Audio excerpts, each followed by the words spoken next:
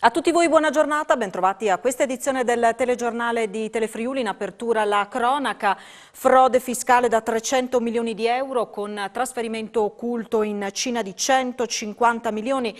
La Guardia di Finanza di Pordenone impegnata in varie regioni italiane in arresti, perquisizioni e sequestri su delega della Procura, Direzione Distrettuale Antimafia di Trieste, nell'ambito di un traffico illecito di rifiuti. L'operazione è stata denominata Via della Seta. Un accordo tra italiani e cinesi per scambiarsi il contante ottenuto da operazioni finanziarie a nero. La Guardia di Finanza di Pordenone, coordinata dalla Procura Distrettuale Antimafia di Trieste e dal PM Federico Frezza, ha arrestato 5 persone, 2 in carcere e 3 ai domiciliari perché pronti a trasferirsi in Svizzera, e ne ha denunciate 53 per traffici illeciti di rifiuti per importi da oltre 300 milioni di euro. La banda comprava a nero gli scarti metallici, poi con delle società finte fatturavano alle acciaierie che erano inconsapevoli e alla fine spostavano i capitali all'estero. Una delle peculiarità è appunto questo trasferimento occulto di 150 milioni di euro effettuato dall'Italia alla Cina, bypassando completamente tutti i presidi previsti dalla normativa antiriciclaggio e la normativa valutaria.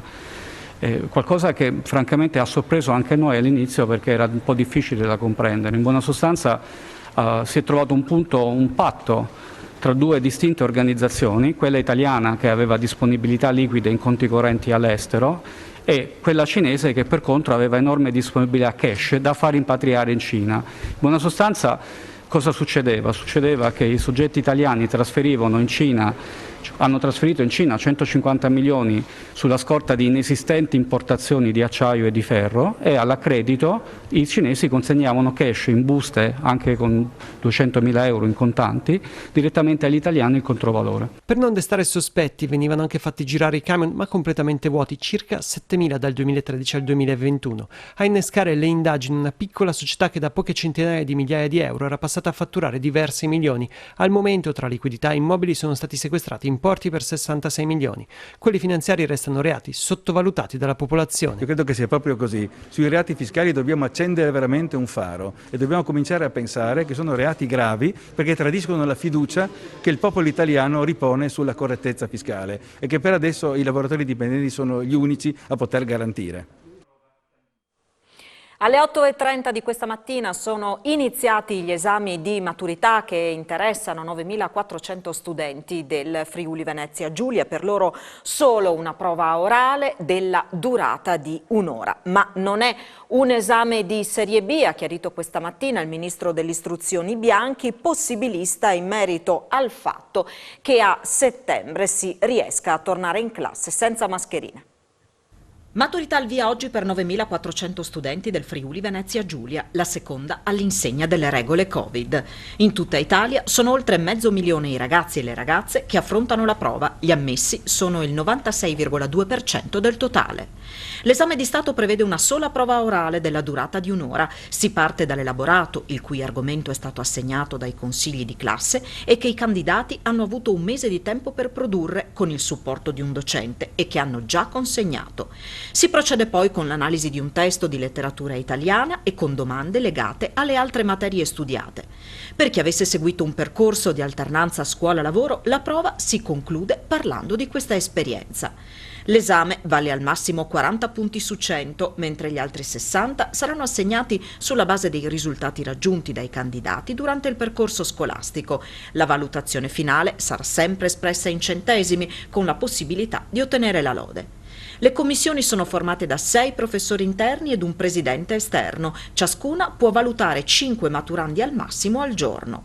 Per quanto riguarda le regole anti-Covid, è necessario indossare la mascherina chirurgica, igienizzarsi le mani, rispettare il distanziamento. Per evitare assembramenti, ciascun candidato può avere solo uno spettatore.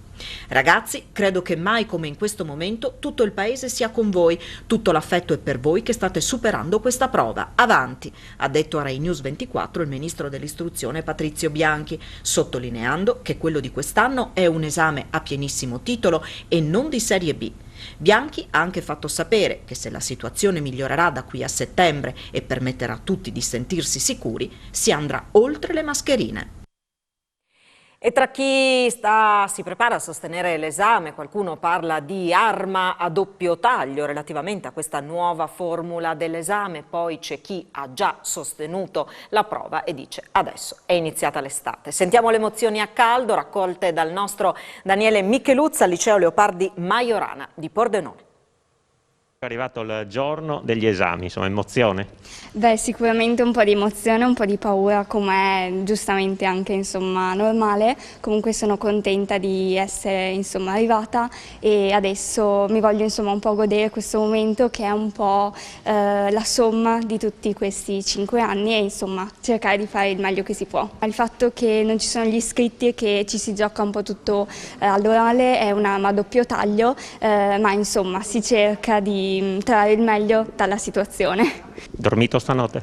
Sì, dai, sì, bisogna essere riposati e carichi per questo giorno. Com'è andata?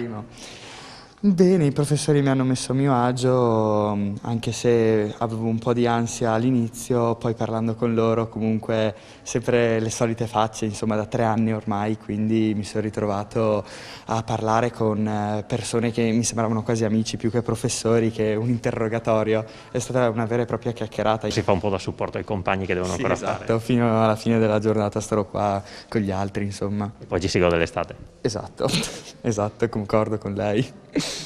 Siamo al secondo anno con questa formula ridotta, però questo non vuol dire che l'esame non si svolga comunque non solo nella regolarità, ma cercando di valorizzare tutte le conoscenze e le competenze dei candidati. È chiaro che l'adattamento qui è una dote che devono avere tutti, no? Sia i commissari, i presidenti, i ragazzi, perché ci dobbiamo adattare a una situazione particolare che speriamo potremmo poi metterci alle spalle per un altro anno, però anche con questa formula facciamo tutti del nostro meglio.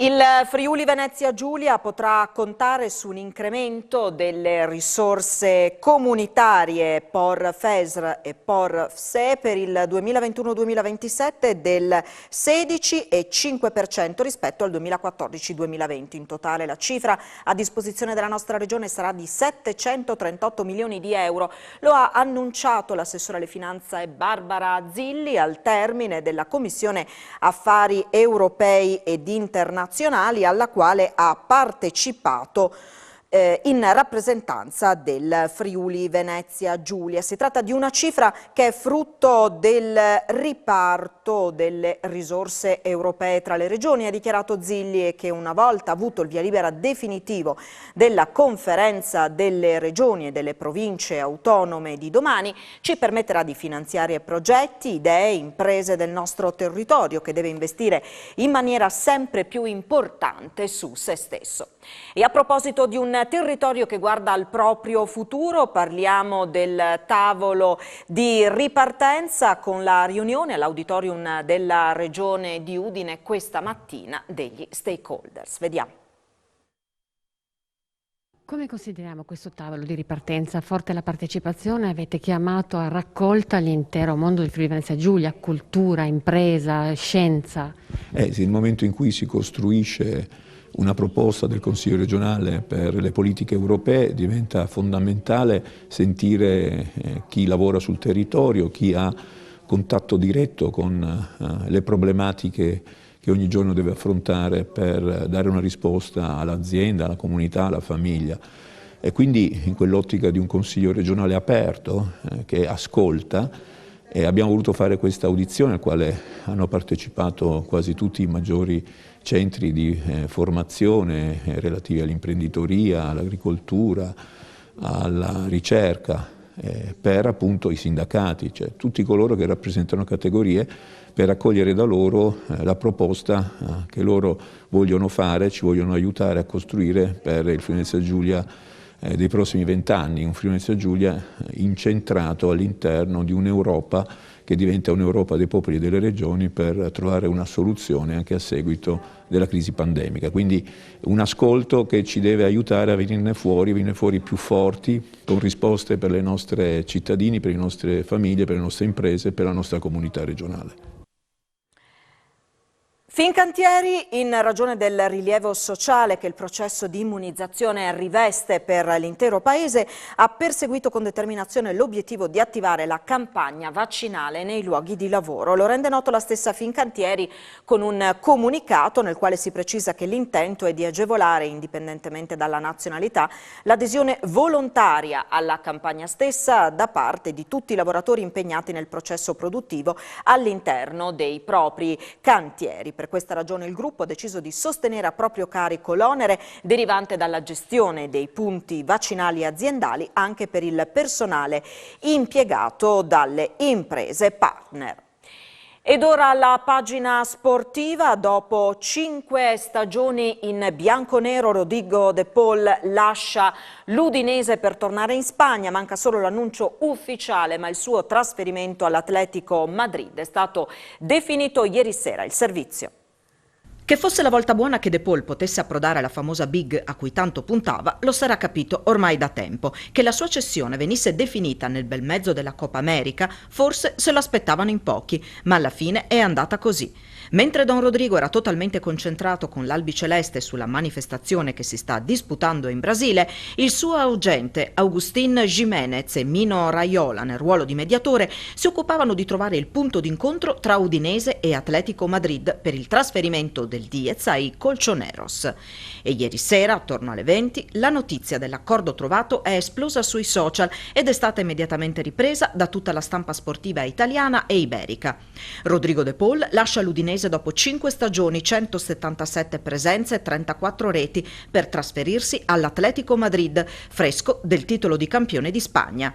L'argentino può così coronare il suo sogno di giocare la Champions. All'Udinese vanno 35 milioni di euro più 3 bonus, al giocatore 3,2 milioni all'anno per 5 anni. Queste le cifre dell'affare che verrà ufficializzato a breve. Dopo Alexis Sanchez, ceduto al Barcellona nel 2011 per una cifra che si aggirava attorno ai 28 milioni di euro, un altro big lascia l'Udinese per la Spagna. Per De Paul però si tratta di un ritorno dopo l'esperienza infelice al Valencia nel 2014. Ma stavolta, glielo auguriamo di cuore, sarà tutta un'altra storia. Per chiudere il basket, le Aquile di Cividale hanno perso ieri sera gara 2 dei play-off contro Fabriano. Ora puntano le gare casalinghe al Palagesteco per recuperare il terreno perduto. La partita è terminata 86-57, una sconfitta sonora che segue quella di gara 1 e che ha vista Fabriano dominare con autorità la squadra friulana. Durante il primo tempo la Gesteco ha tentato di tenere testa agli avversari, cercando poi di restare al passo anche nel secondo quarto. Nella ripresa la corsa di Fabriano è stata inarrestabile. Gli uomini di Pillastrini devono ora rifocalizzarsi sull'obiettivo, allontanando i demoni delle prime 2 partite per affrontare con spirito e carica diversa le 2 gare in casa. Prossimo appuntamento venerdì alle 19:30 con gara 3 al Palagesteco di Cividale. La partita sarà trasmessa da Telefriuli venerdì stesso alle 22. Ci fermiamo qui, tra pochissimo l'appuntamento in diretta con A Voi la Linea. Arrivederci.